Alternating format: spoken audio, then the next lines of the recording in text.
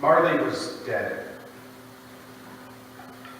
To begin with, there's no doubt whatever about that. This must be distinctly understood, or nothing wonderful can come from the story I'm going to relate. I'm sure that sounds familiar.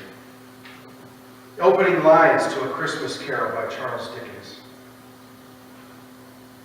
You all know the story, I'm sure. It's a Christmas classic.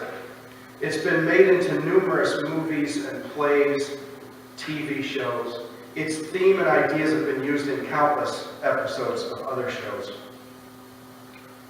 It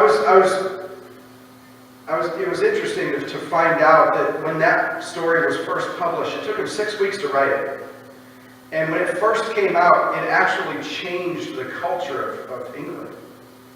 That it was actually an inspiration to a lot of people for more charitable giving. It actually inspired people over time. There's stories of different people. One in particular was a CEO of a company that heard the telling of the Christmas Carol before Christmas. I don't know if it was a week before or what. And it actually inspired him to give all of his employees Christmas Day off and buy them all turkeys. It was a powerful story, and it changed people. According to historian Ronald Hutton, the way Christmas is celebrated today is largely a result of a mid-Victorian revival of the holiday, spearheaded by A Christmas Carol. I bet most people didn't realize that. The story of Christmas Carol is the reason why we celebrate Christmas in a lot of the ways that we do today. Hutton writes that Dickens linked worship and feasting within a context of social reconciliation. It was an instant classic. It's also regarded by some readers as a Christian allegory of redemption, of what Scrooge went through in finding his way to love. And the title Carol, a carol at that time was specifically a song sung about Jesus. There was no other carols. It wasn't just singing. So the title itself is a Christian title. It was a story about Jesus, is the way he phrased it. And in fact, he doesn't use chapters in the books. He uses, I don't know what the word they use, but it's a stanza. The parts of a song are actually the breakdowns in the Christmas Carol. And we see some redemption of Scrooge in his confession, I will honor Christmas in my heart and try to keep it all the year. But despite its popularity, its influence, and notoriety, it missed the point of Christmas. Scrooge was redeemed, or more accurately, reformed by seeing the errors of his ways. All he needed to do was love. And that understanding of Christmas is very misleading. Christmas was not a welcomed event in our world. I think we forget that. I mean, we're 2,000 years later, and we celebrate it every year, and even though it's become more and more secular, more and more non-Christians are celebrating. In fact, I saw a button that says, I'm an atheist, but I like presents. Merry Christmas.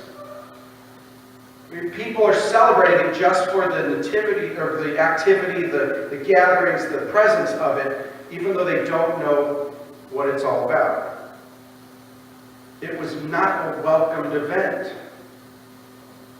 Isaiah 9:2 says, the people who walked in darkness have seen a great light. Those who dwelled in a land of deep darkness, on them a light is shown. And in John 1:5 it says, the light shines in the darkness, and the darkness has never been able to put it out. But then John 3:19 says, this is the judgment. The light has come into the world, and people loved the darkness rather than the light, because their works were evil. We celebrate Christmas every year, but we forget that most of the world didn't even want it to happen. Remember when the king heard from the Magi that a Christ child was born, that his king was born, he wanted them to find out where he was so he could have him killed. He was trying to snuff out that light. And so from A Christmas Carol, we get a lot of great repercussions. A lot of charity, a lot of goodwill, a lot of love in the world, but really misses the point of what Christmas was about. Another Christmas classic, It's a Wonderful Life. It resonates with us because we can all relate to it at some point in our lives. I'm sure everyone who's old enough to have lived life has thought, at least at one point in their life, some depressive moment, some dark time, what it would have been like if I just didn't get born. Winter is dark and cold. It's the worst time of the year for depression and feelings of confusion and being lost. And a powerful message in the movie is that each of us is valuable because of the love we give to others. Remember that the main character in that got his wish to see what it would have been like if he had been born, and all these lives that were worse off because he wasn't there to be a part of it. He thought he had wasted his life, that he wasn't important at all. And it turns out he is. We are important to each other, and it's a powerful message. Again, love is the common theme of the classic Christmas stories.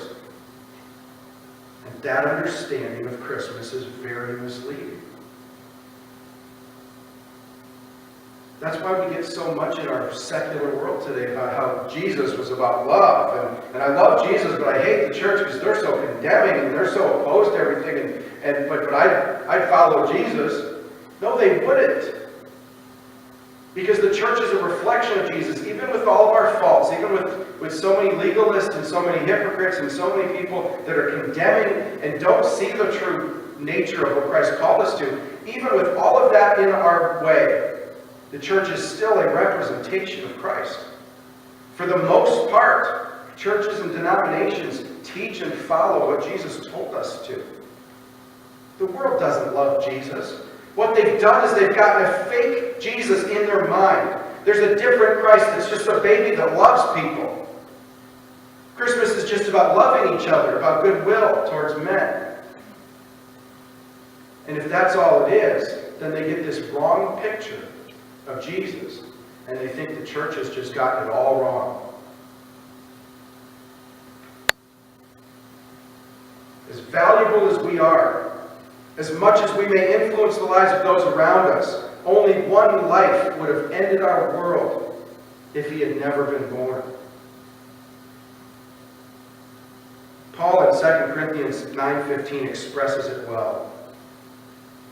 Thanks be to God for his inexpressible gift.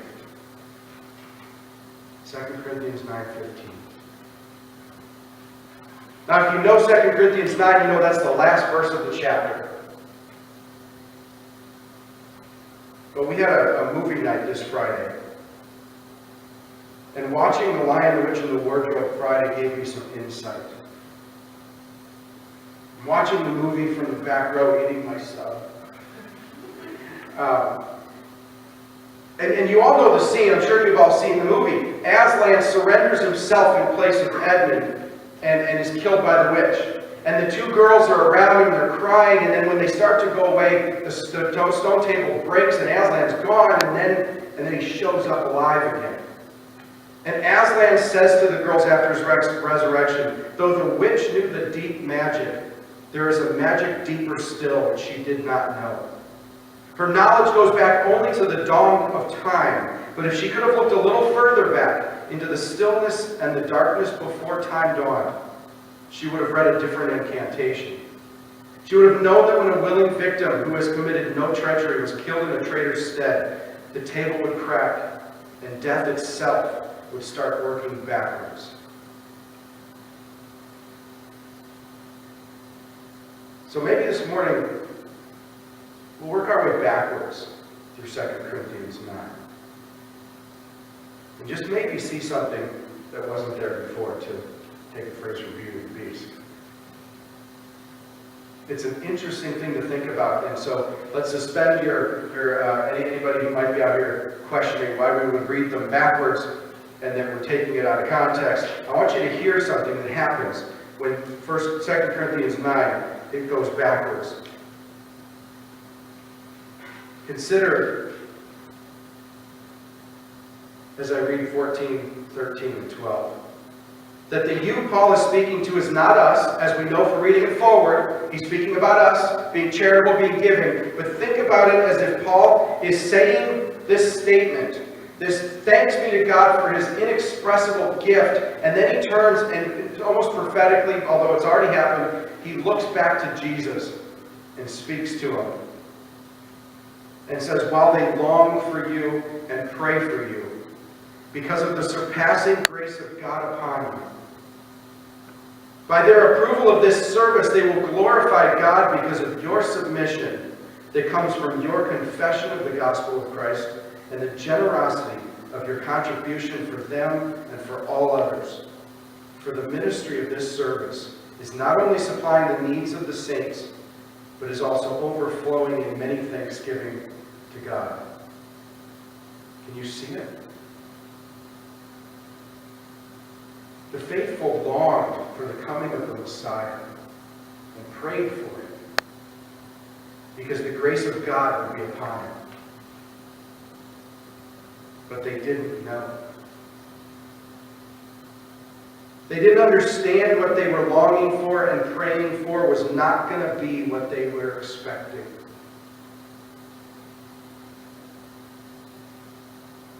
That Advent, that first Christmas, was never about a baby. Never about a king being born. Although that's what the Magi came and looked for, and I mentioned when I talked about them a few weeks back, they really didn't understand what they were looking for. They just knew it was important. Christmas is not even about God with us. It's not. It's not about Jesus showing up to be here. It's about something deeper that they didn't understand, that they didn't know. Mark Lowry wrote a song asking if Mary knew. We're going to see CeeLo Green's version of it.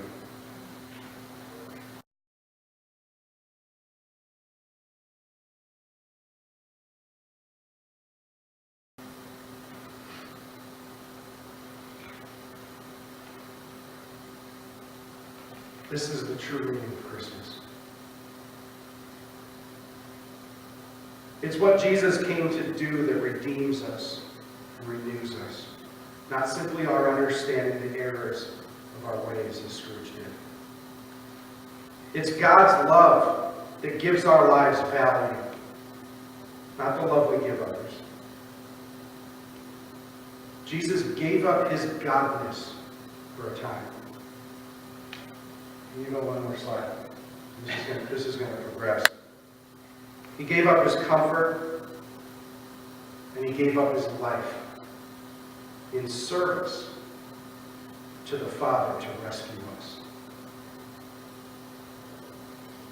And as Paul might be saying to Jesus, as death works backward, we approved of his service. We glorify God because of the submission of Christ to the Father's will, his confession of the truth, and the generosity of his contribution to us all, not only for the saints, but offered freely to everyone. That's what Christmas is about.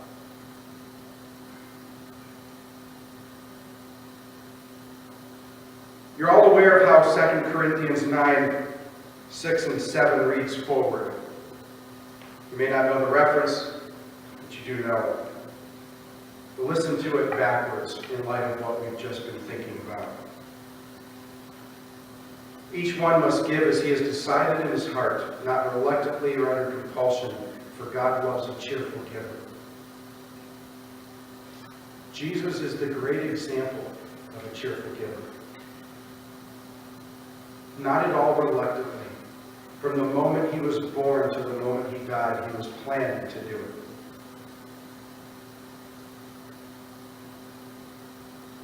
And Paul says the point is this: whoever sows sparingly will also reap sparingly.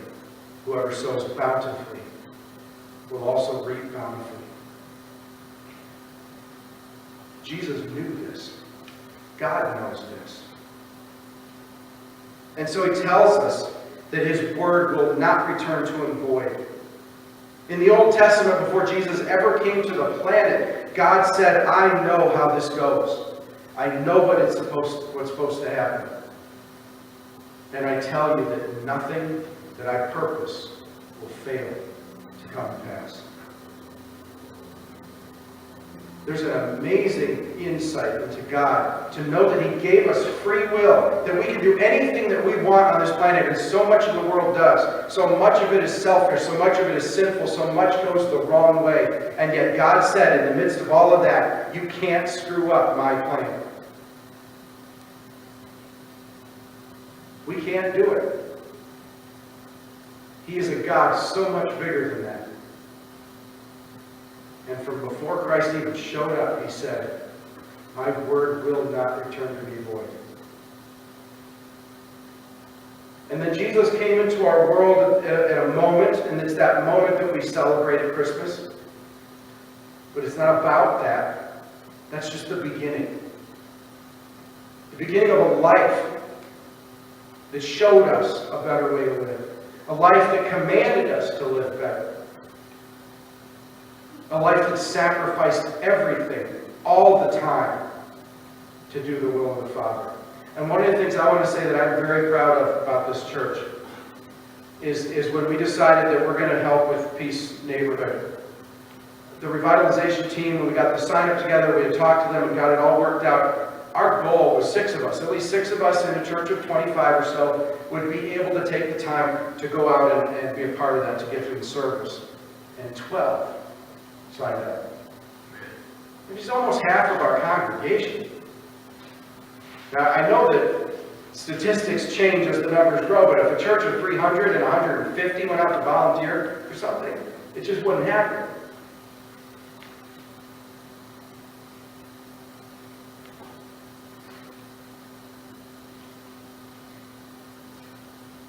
What Jesus did was pure sacrifice. It was pure generosity. It was pure giving. It was complete submission to the Father's will. And that's what He calls us to. At Christmas, let's think about that. Let's think about what Jesus actually did, what He started, what He was about to accomplish when He showed up as a baby. Each of us show up as a baby in this life. And what Christ did, He said, I want you to do for others. Yes, we love one another. And Christ said the greatest commandment is to love. Love God and to love people. So when we look at the Christmas carol, and it's a message of love. When we look at It's a Wonderful Life, and it's a message of love. Those aren't wrong. They just misrepresent what Christmas is in its totality. Christ called us to love. He called us to sacrifice, to give in every way. When we read 2 Corinthians 9, 6, and 7, typically we're thinking money, because that's what Paul is talking about. In chapter 9, he's saying to the saints of that place, I want you to put aside the gifts you're planning to give, because I don't want to show up and you not be ready and not have something, and then for us all to look bad because I've already shared with everybody else how generous you are. So it's about money. But like I said, one thing that struck me as I was watching Aslan talk about working backwards, and then I started reading this backwards and seeing what Christ did. This is the story of Christmas. 2 Corinthians 9 in reverse.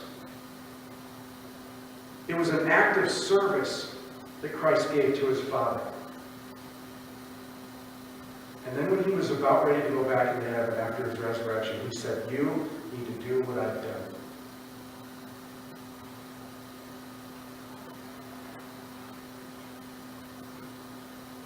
And so many of us are. God's work would be accomplished faster if more of us were. So many Christians are. And I know that they will. And I believe that we will. As we go into 2015. With our hearts and our minds and our ideas now focused outside. Now focused on what we can do to be a part of God's kingdom. To be in service to Christ. Starting with Peace Neighborhood and some more things we might be doing with them. Doing the Market for Missions again next year and looking to reach out. I'm excited about the page we turned to this year. God's going to reap bountifully because His sacrifice was complete. He sowed very broadly. And that's what we need to do. We need to think about Christmas not as a time of getting together with family and about love and giving gifts to each other.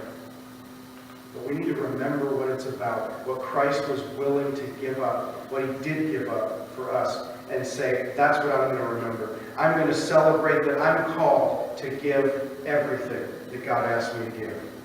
My life, to see his kingdom grow. Because God's word will not return to him void. But if we won't do it, we'll find someone else to. Knowing Christmas is about that one life that would have ended our world if he had never been born. Understanding that Christmas is not a baby, but a God sacrificing everything. I ask you this morning, can you, as Scrooge did, honor Christmas in your heart and try to keep it all year?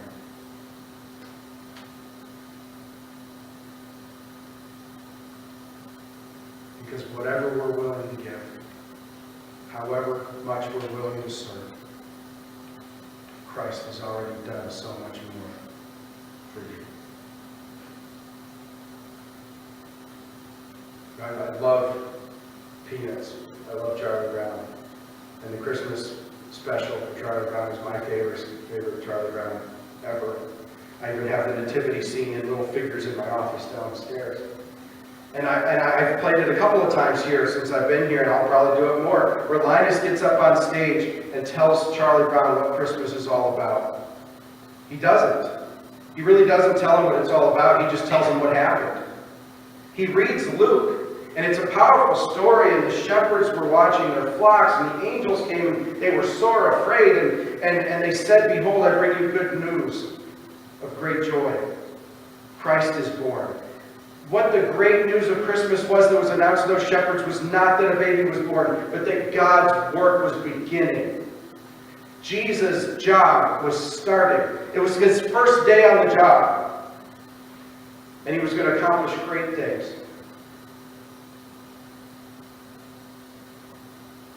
What Linus said was what happened. I hope what we've learned this morning is what it's about.